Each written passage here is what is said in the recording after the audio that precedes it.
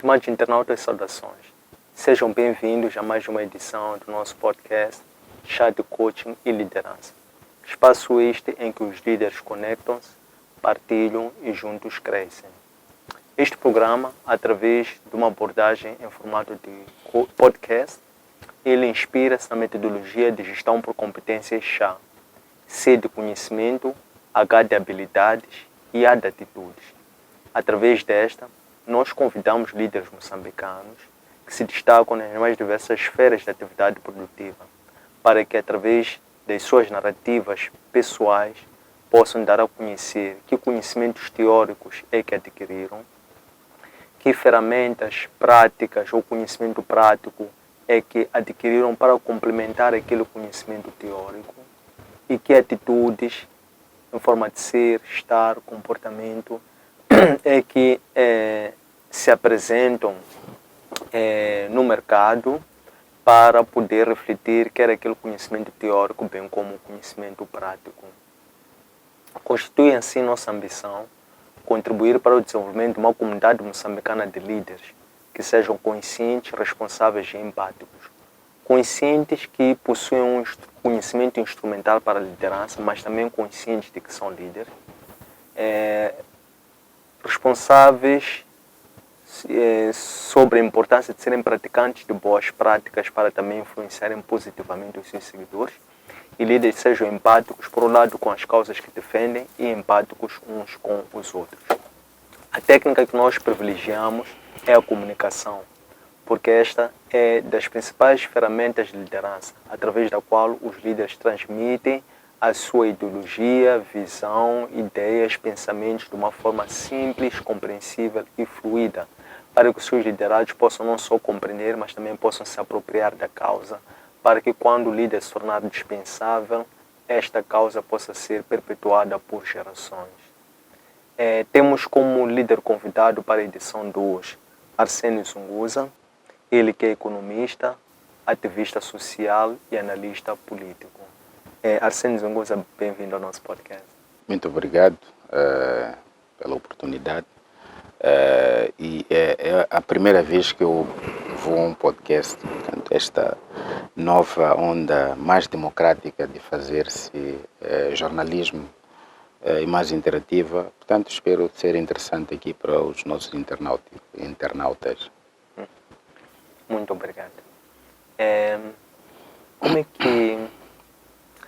Como é que apreciou o chá enquanto um ativista social, enquanto um cidadão pacato? Exato. Como é que apreciou o chá e que tipo de estímulos o chá lhe causa?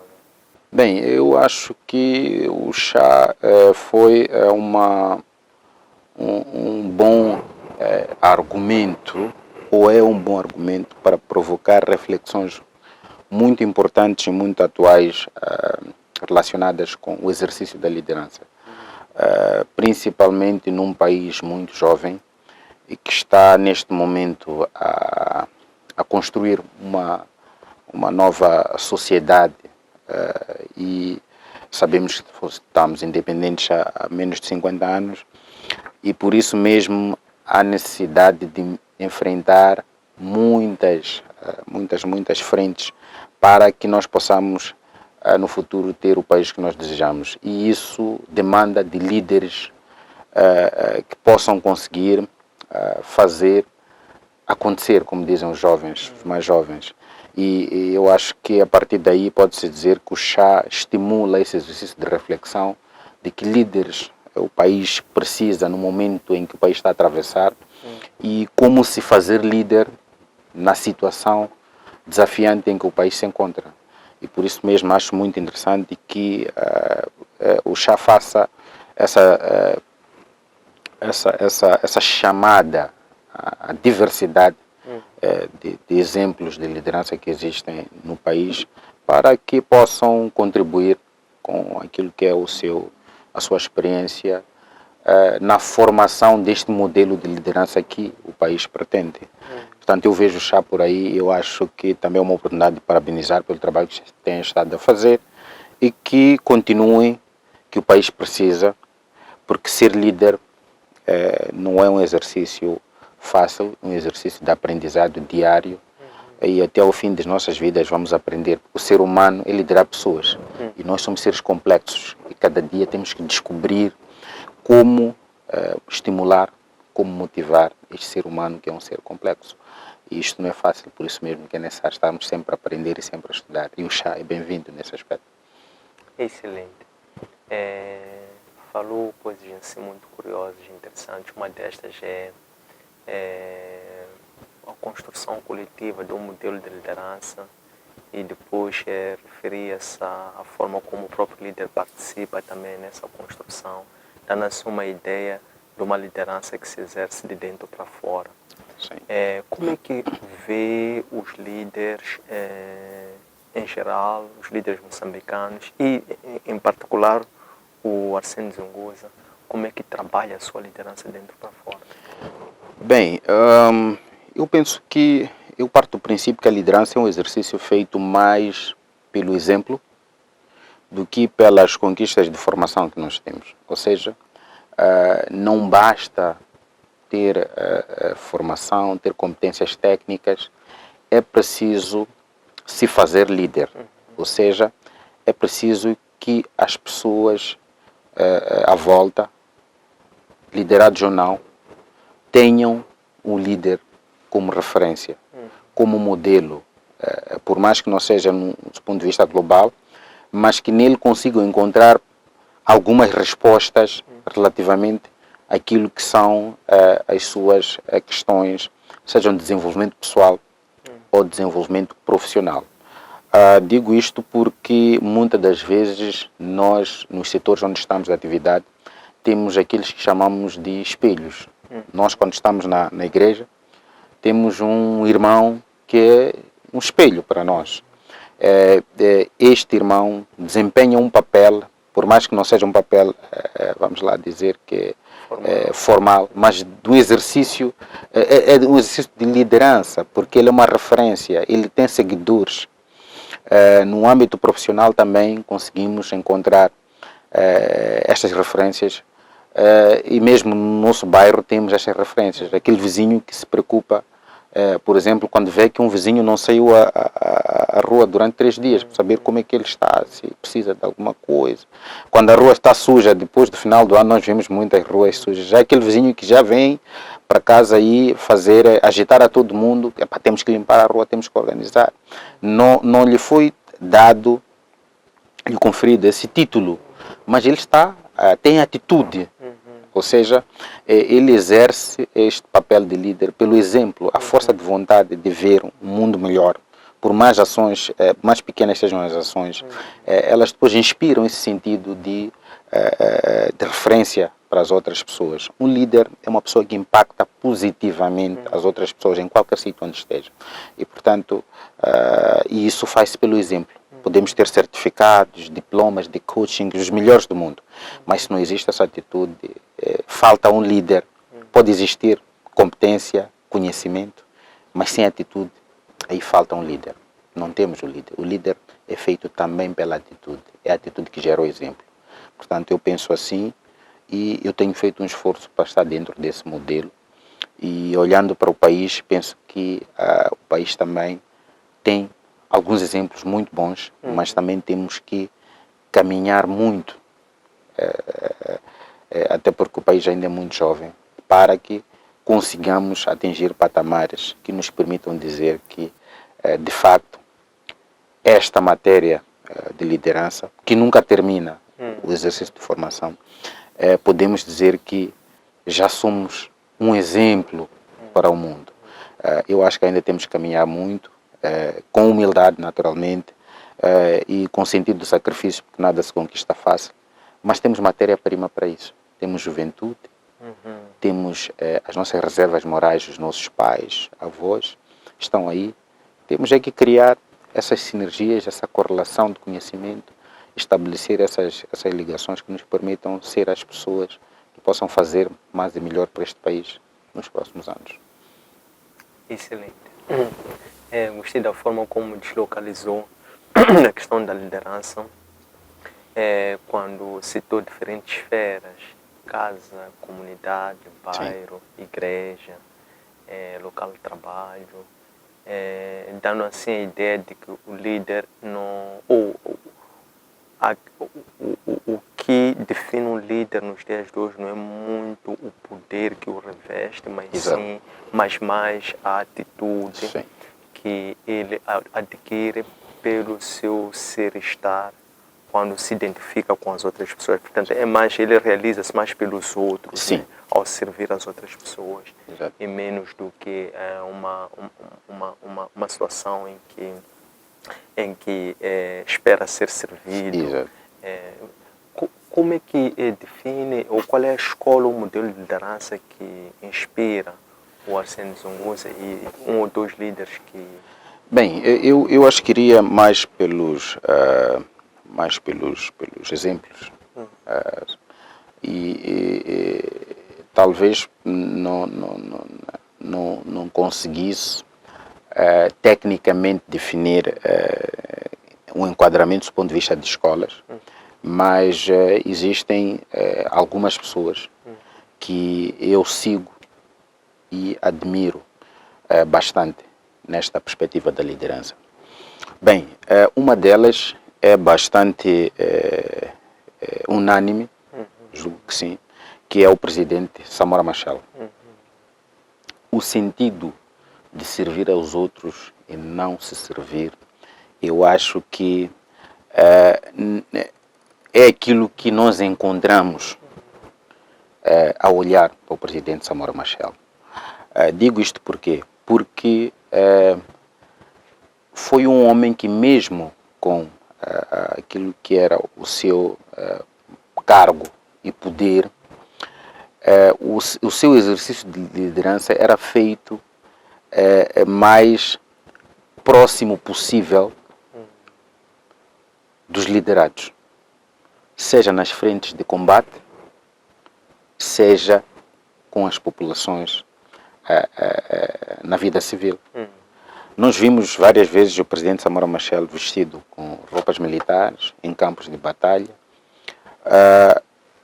com as equipes de operações militares, mesmo sendo presidente e não sendo obrigatória a sua presença naqueles campos. Mas ele sabia que a moral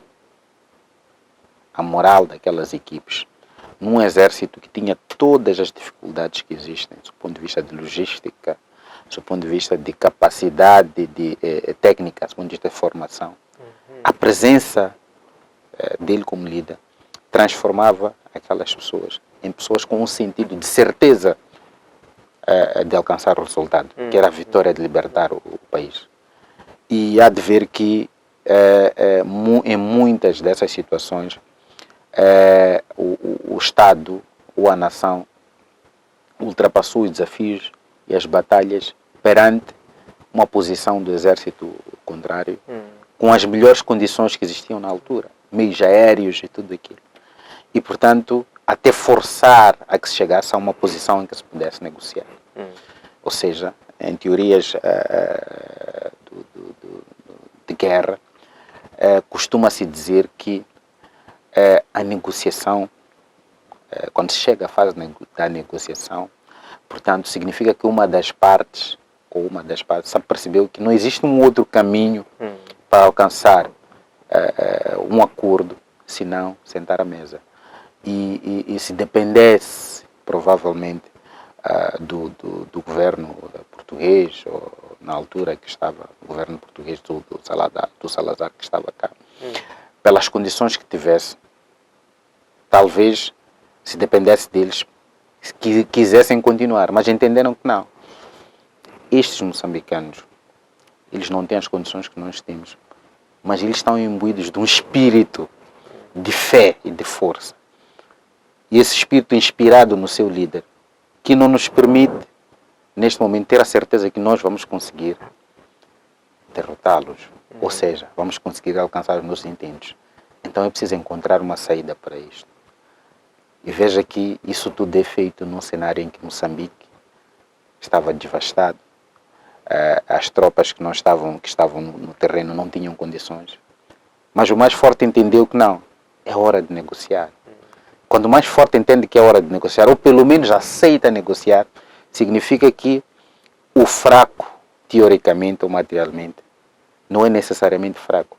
Por quê? Porque existiu alguém que pôs no espírito daquelas pessoas que nós aqui temos que alcançar este resultado.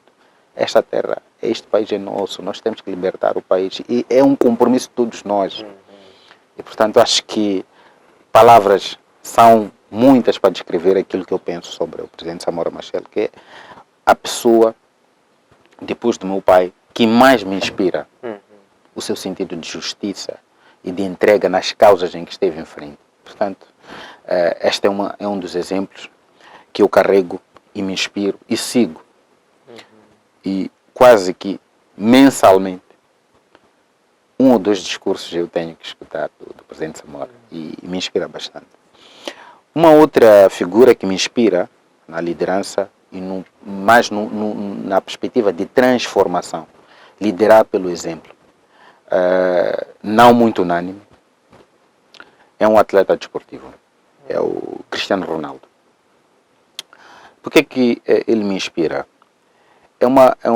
Vem de uma família humilde, pelo menos a história diz isso, mas não só isso. Sempre transmitiu que para se alcançar o sucesso é preciso trabalhar. Ou seja, ele já era o melhor jogador do mundo, já era o mais conhecido, em termos materiais já tinha conquistado tudo, mas sempre era o que mais chegava cedo para treinar, o primeiro a chegar para treinar e o último a sair. E eu me perguntava, mas ele já conquistou tudo, por que é que precisa fazer isso? Foco, fé, força de vontade e amor ao trabalho. Amor ao trabalho. Ou seja, o prazer que ele tinha no exercício das suas atividades ultrapassava as dores e o sentido de cansaço.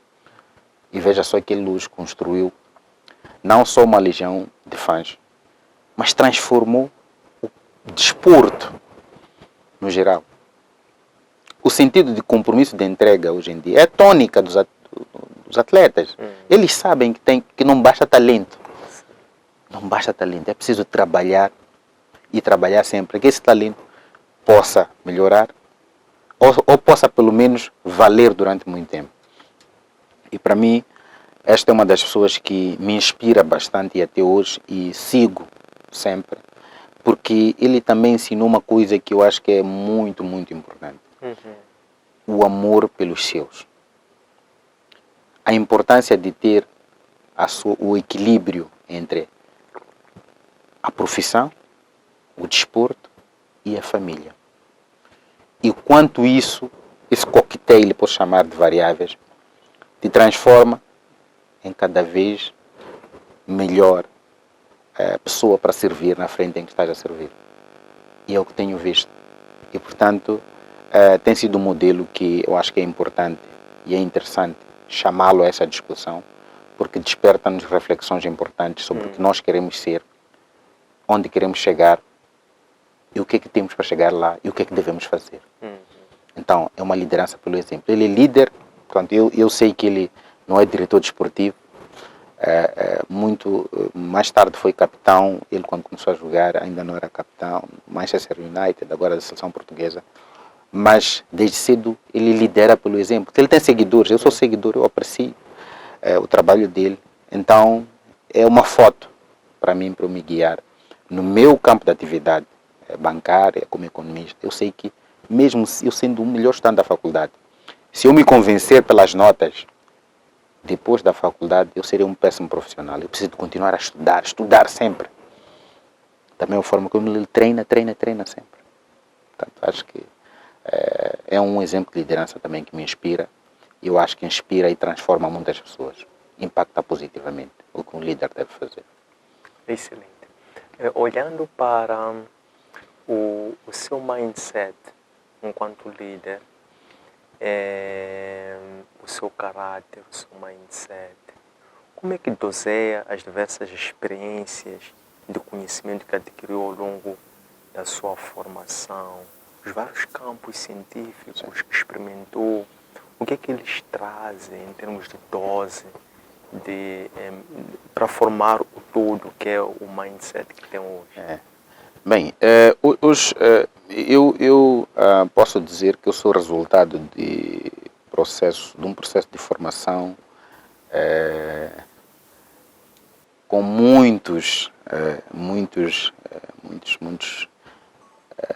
posso dizer, muitos pacotes. E pacotes de diferentes origens. Eu sou economista.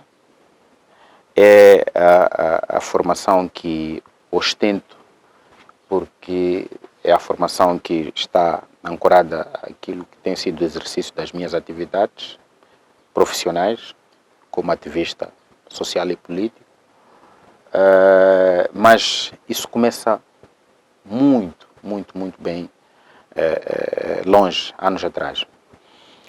Eu, depois de fazer minha formação secundária na Escola Secundária Emília da Uça, em Amman, vou estudar agronomia no Niassa. Fiz o ano propedêutico, fiz o primeiro ano. Agronomia era um sonho do meu pai. Bem, não digo que não gostava, mas eu achava que eu não tinha sido feito para aquilo. Mas eu era um dos melhores estudantes da faculdade, na altura, inclusive. Mas eu achava que aquilo não era para mim. Eu queria fazer engenharia mecânica. Lá convenci o meu pai, depois do propedêutico, já no primeiro ano. Meu pai, pronto, aceitou. Disse, só podes mudar de curso e entrar para uma universidade pública. Não vou pagar uma universidade privada para um curso que você quer. Porque eu já disse que esse curso é bom. Está a ver o teu tio, tem um tio que é agrônomo, está a ver? O teu tio é um grande agrônomo, respeitado. Sabes, os pais, eles têm referências e querem que os filhos sejam mais próximos. Sim, daquelas referências. E de facto esse meu tio é um agrônomo bastante respeitado. E pronto, lá eu concorri para o curso de engenharia mecânica. Tinha duas opções, física e engenharia. Na altura a competição para engenharia já era muito forte, infelizmente não consegui passar para engenharia, passei para o curso de física. Fiz aqui na Faculdade de Ciências o curso de física, da Universidade Eduardo Mondlane. Terminei o curso. Muito duro o curso de física, muito duro. Quem esteve lá ou quem está lá sabe o que estou a dizer. E pronto, nessa altura eu fazia alguns trabalhos relacionados com informática, aquelas coisinhas ligadas ao mundo digital. E concorri para um banco, vários bancos na altura até. E um dos bancos me acolheu, começou a trabalhar. Só que, por sorte ou não, há um desvio, eu vou para uma área ligada a contas. Já não fui para a área que eu achava que fosse. Então, pronto, eu começo a ver que não, aqui eu preciso de fazer uma correção disto. A minha primeira tentativa de correção, eu peço, na altura o banco dava essas oportunidades, uma bolsa para fazer uma formação no Instituto de Formação Bancária. Lá fiz o curso e tal, mas eu vi que aquilo era muito pouco. Aprendi umas coisinhas boas, muito boas por acaso. Quando digo coisinhas, é que aquilo parecia pouco para mim.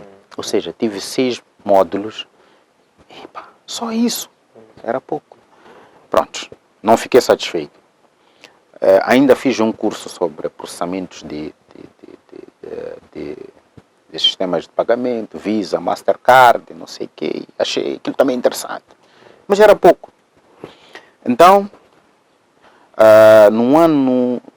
em 2018, eu refleti e disse, não, eu preciso. 2018, um pouco antes, 2017, por aí, 16, 17.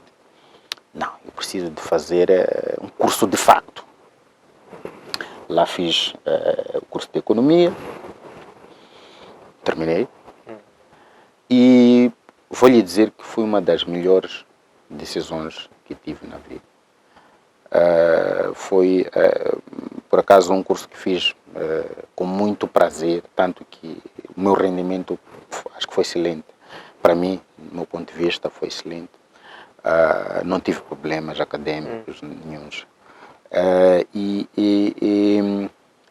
E foi mesmo uma excelente experiência. E percebi que agora, de facto, eu estudei aquilo que eu tinha que ter estudado de início.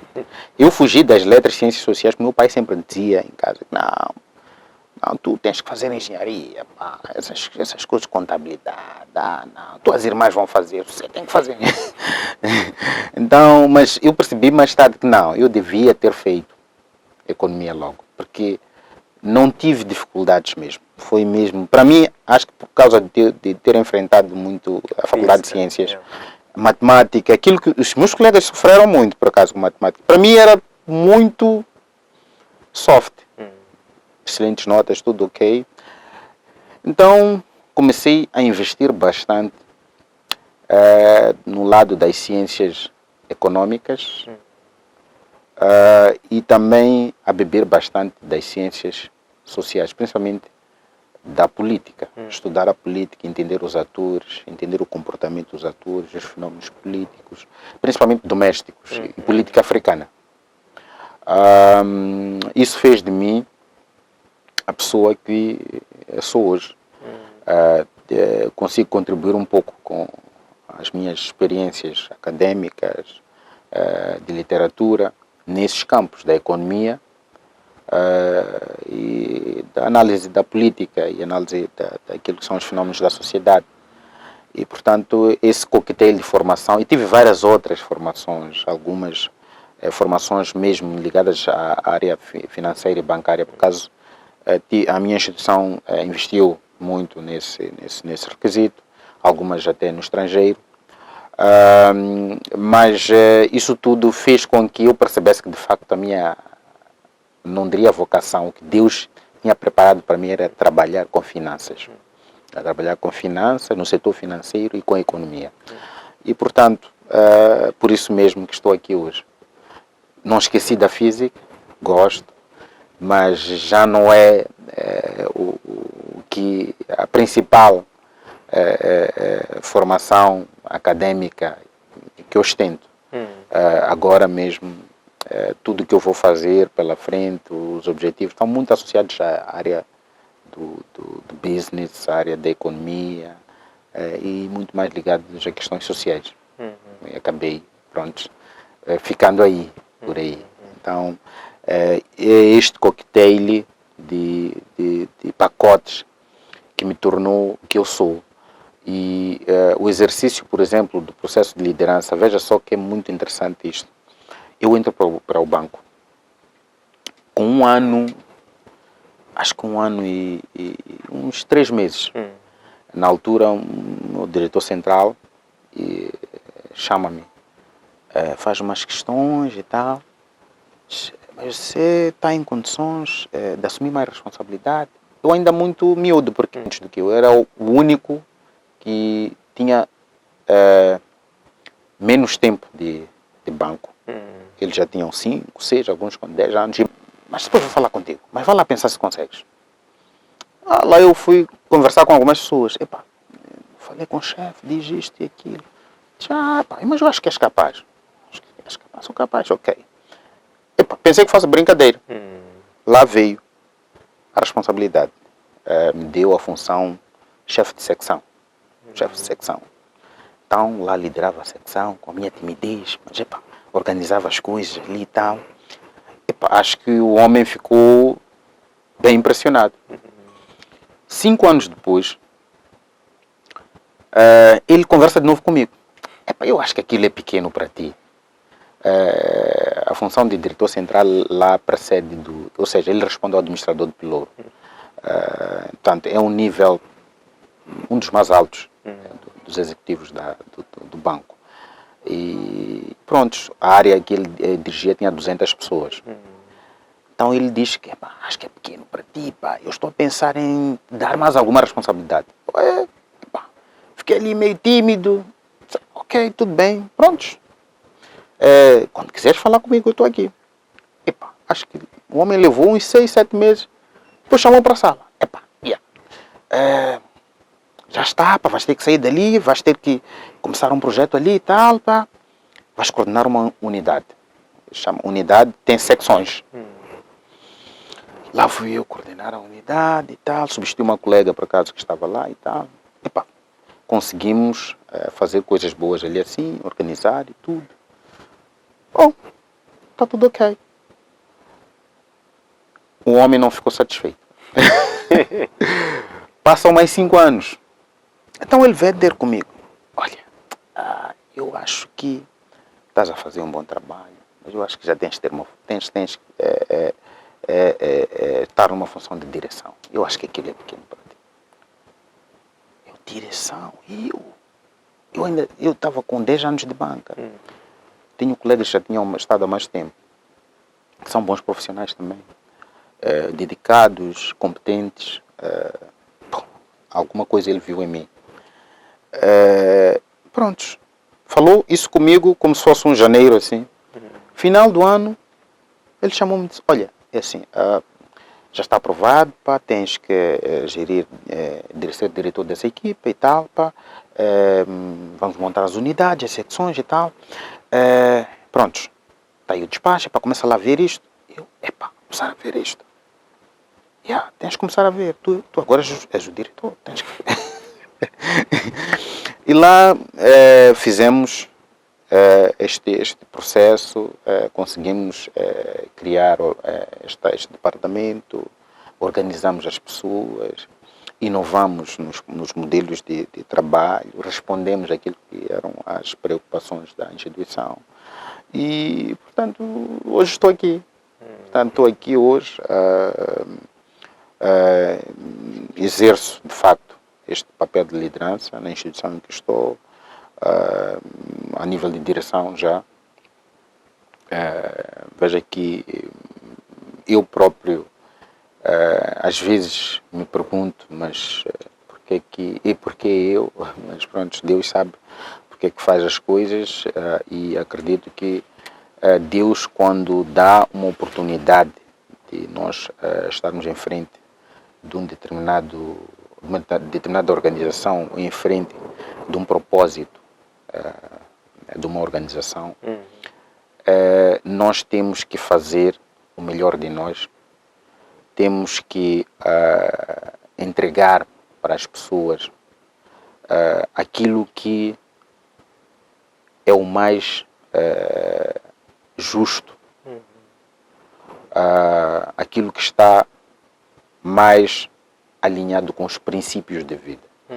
Ou seja, Deus nunca vai te colocar numa posição em que tens de tomar decisão sobre as pessoas para prejudicá-las.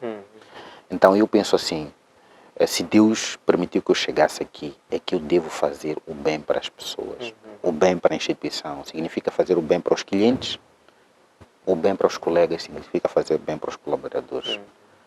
Então, esses são os pilares que estão em volta de todas as decisões que eu tomo, estratégicas, as não estratégicas que têm a ver com questões administrativas, todas elas estão ancoradas nesse princípio. Deus não me colocou aqui para fazer coisas más. Eu devo fazer coisas boas, associado, ou seja, dentro de um espírito de que tem que tentar ser justo. É difícil ser, mas tentar ser justo. Isso significa que tem que ter toda a informação possível para tomar a decisão mais assertiva. Então, é esse princípio que me guia, e acredito que tudo isto que tem acontecido neste processo de crescimento profissional tem a ver com a manutenção desse princípio. Esse princípio. E acredito que no dia que eu fugir a esses princípios, a resposta que virá lá de cima não vai ser do meu agrado. E eu não quero essa resposta. Por isso mesmo que faço tudo de acordo com os princípios que aprendi com os meus pais, que são os princípios de Deus. Ser justo com as pessoas, respeitar as pessoas, ser solidário com as pessoas, amar as pessoas. É o que nós devemos fazer como líderes. Porque no final do dia nós acabamos sendo as referências dessas pessoas. Então, para se ser referência e impactar positivamente, só pode-se andar no caminho do bem. Penso que é isto. Excelente. Qual é, por assim dizer, embora tenha deixado muitas pistas, mas é sempre bom ouvi-lo pelo próprio autor, neste caso pelo próprio líder. Gostava de saber qual é o propósito de vida, qual é a chama, qual é o combustível que lhe empurra, o que o universo tem estado a conspirar a seu favor para poder cumprir com uma causa, cara? Bem, o meu propósito de vida é impactar positivamente nas pessoas. Esse é o meu propósito. Ou seja, em qualquer que seja a situação, o momento, as circunstâncias, eu procuro impactar positivamente na vida das pessoas. Eu acho que isso faz toda a diferença para mim. Eu acho que até acaba tendo um sentido meio que egoísta. Eu me sinto bem quando faço isso. Ou seja, isso alimenta o meu bem-estar. Então, isto quer dizer que não posso promover coisas que depois têm impacto negativo sobre as pessoas, porque eu próprio depois tenho problemas para digerir e ultrapassar isso. Ou seja, vou queimar muito tempo a digerir e ultrapassar isso, e aquilo que são os meus objetivos e planos vão ficar comprometidos. Então, quanto mais e melhor eu fizer na frente em que eu estiver, eu tenho uma estabilidade emocional e mental para conseguir manter o percurso que eu estou e conseguir atingir rapidamente, de forma eficiente e eficaz, o objetivo que se pretende. Então, o meu propósito é esse, impactar positivamente na vida das pessoas. E isto às vezes são coisas muito simples, encontrar alguém de manhã e cumprimentar. Cumprimentar de uma forma em que cause noutra pessoa vivacidade. Isso faz toda a diferença. Por vezes nós achamos que pouco, mas faz toda a diferença. Toda a diferença. E penso que é isto. É isto. Porque nós temos objetivos materiais, nós como seres humanos queremos ter um carro bom, uma casa boa, queremos fazer uma viagem para um sítio XYZ, mas vamos perceber que depois disso, depois de conquistar essas coisas, há um vazio que nós vamos encontrar se nós não tivermos um propósito que nos constrói espiritualmente. O mais importante é isso. Temos que ter um propósito que nos constrói espiritualmente. Isso significa contribuir positivamente para todas as pessoas que estejam à nossa volta, independentemente das circunstâncias. Isso vale mais, muitas vezes, vale mais do que as conquistas materiais. Embora nós temos uma sociedade que modelou o sucesso das pessoas em função das condições materiais, infelizmente. Mas ainda para mim, até hoje, me conforta saber que caminhar do lado do bem é muito mais prazeroso do que acumular capital no vazio. Então o meu propósito é esse, impactar positivamente na vida das pessoas. Excelente. Como é que o líder Sunguza pensa com este olhar crítico e pacato sobre a sustentabilidade do setor empresarial moçambicano? Quais são os principais drivers ou aspectos críticos que deveriam se dar assim, alguma atenção para se redirecionar para o caminho de maximizar as vantagens comparativas e poder desenvolver vantagens competitivas e sustentáveis? Bem, aí nós temos uma questão muito interessante que é estrutural da nossa economia. Primeiro, é preciso, talvez, descortinar aqui um aspecto que eu acho que é relevante. Será mesmo que o nosso setor empresarial moçambicano aproveita-se das vantagens comparativas e competitivas que o país tem?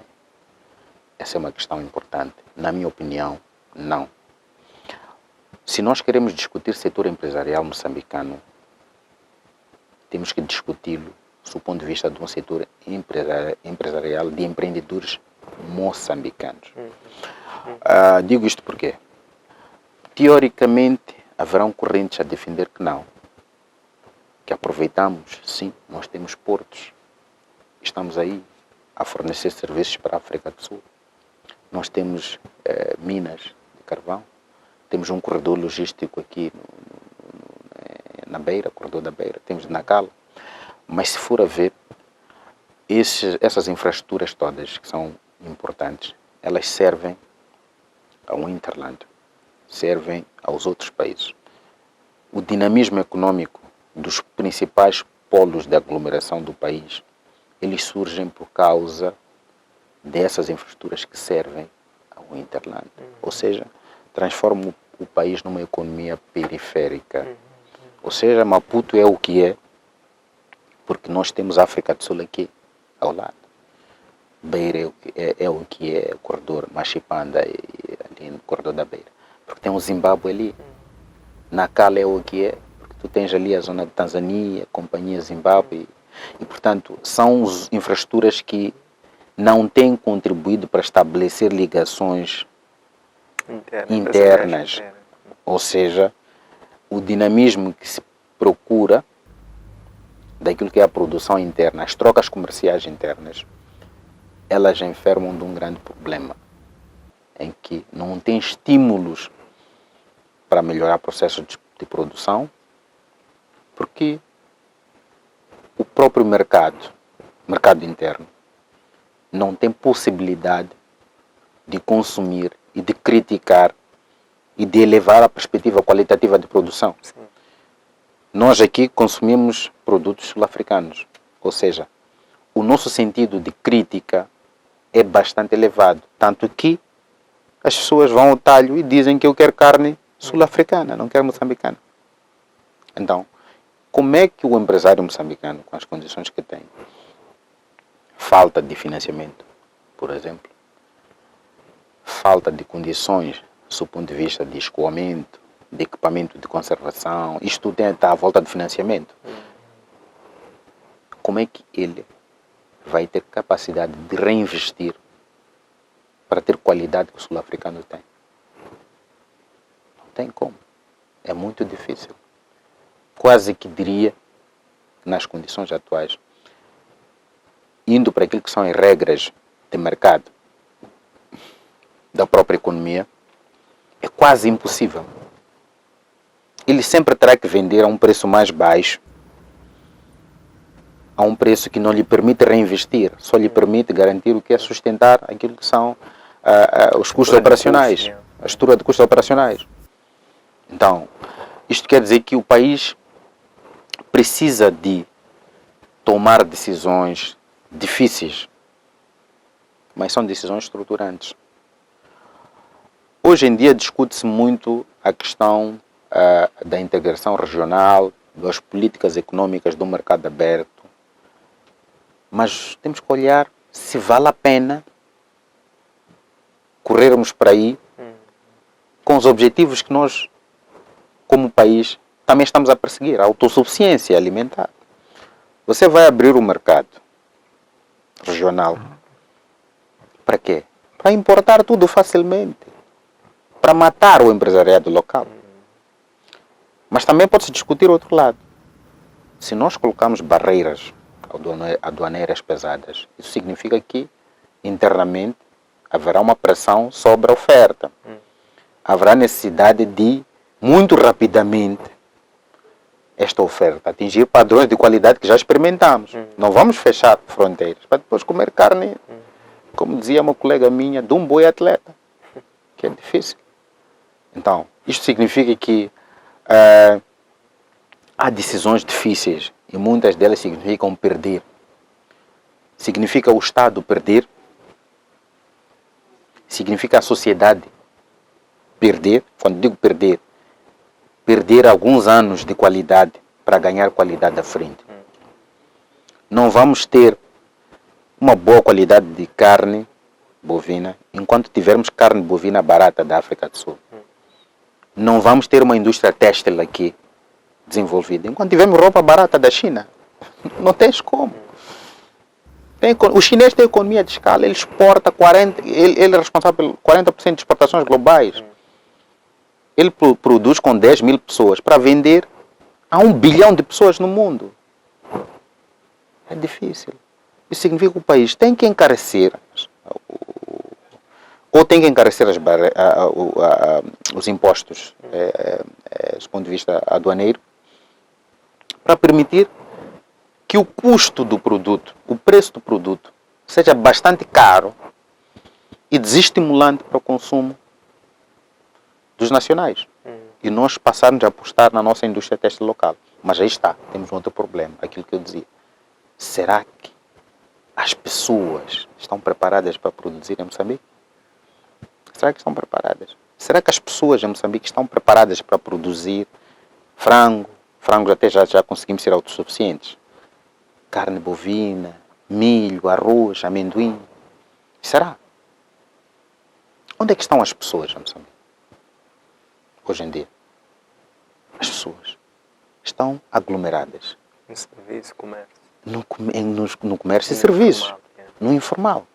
O que é que vendem essas pessoas? Vendem bens da África do Sul e da China. Essas pessoas vão de volta para o campo para produzir. Hoje. Quem está no campo hoje? Pessoas da terceira idade. Como levar as pessoas para o campo? Aliás, discute-se em todo o mundo. Em Portugal, os portugueses até têm políticas muito mais interessantes aí assim, para fazer com que os jovens voltem para produzir. Mas aqui, como é que você vai atrair um jovem que é formado? Não digo engenheiro. Engenheiro já em Moçambique é um nível de sofisticação. Um jovem formado aqui no Instituto Agrário, num Instituto Agrário qualquer, temos vários em Moçambique. Como é que você vai atrair esse jovem a voltar, por exemplo, a Zandamela, para produzir? Com que condições? Com que dinheiro? Sem água, sem luz, sem internet, sem nada. Portanto, há decisões que têm que ser tomadas. São decisões difíceis. Significa o Estado perder. Quando eu digo o Estado perder, é aquilo que nós vemos nas histórias, as histórias da Toyota, por exemplo, são investimentos do Estado.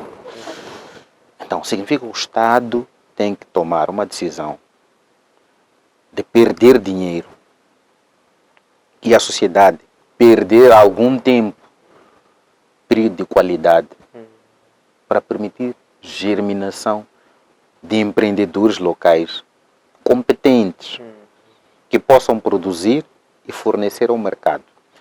E depois, quando vermos que estão muito bons e já têm escala de produção, deixar o sul-africano trazer a sua carne bovina aqui e passar mal porque a carne dele é muito cara e ninguém quer comprar. Porque agora tu não tens como conseguir isso. Portanto, é mais ou menos por aí que eu acho. O Estado deve aceitar um sacrifício de perder recursos e investir nas pessoas, políticas públicas mais assertivas, não olhar para fora, e tem que haver um compromisso com a sociedade. Mas pronto, é difícil, porque os políticos querem se manter no poder, não querem barulho. Basta alguém dizer que fecharam aqui, cara, da África do Sul, estamos a passar mal. É difícil. Depois vamos ter que abrir as fronteiras, porque depois já, quando estamos perto das eleições, temos que deixar todo mundo feliz. Então, isso é tudo complicado. A influência política das decisões estruturantes é muito grande. Então, temos esse dilema, mas é a única saída. Assim como está, vamos cada vez mais nos afundar. Interessante, super. Para fechar, porque o tempo já foi, olha. Pensei que ainda só eram 15 minutos. O primeiro podcast. É o primeiro podcast, é verdade.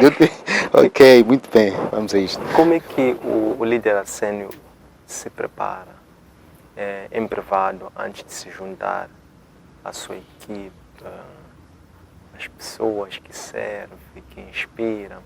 Como é que se prepara do seu ponto de vista mental, emocional, espiritual e físico? Bem, eu tenho um ritual todos os dias de manhã. Eu acordo, não digo que rezo, eu acho que estaria a fazer aqui talvez um exagero. Faço uma curta oração. Todos os dias eu tenho que fazer desporto. De preferência, eu vou ao ginásio, mas tenho que correr. Tenho que correr com os fones.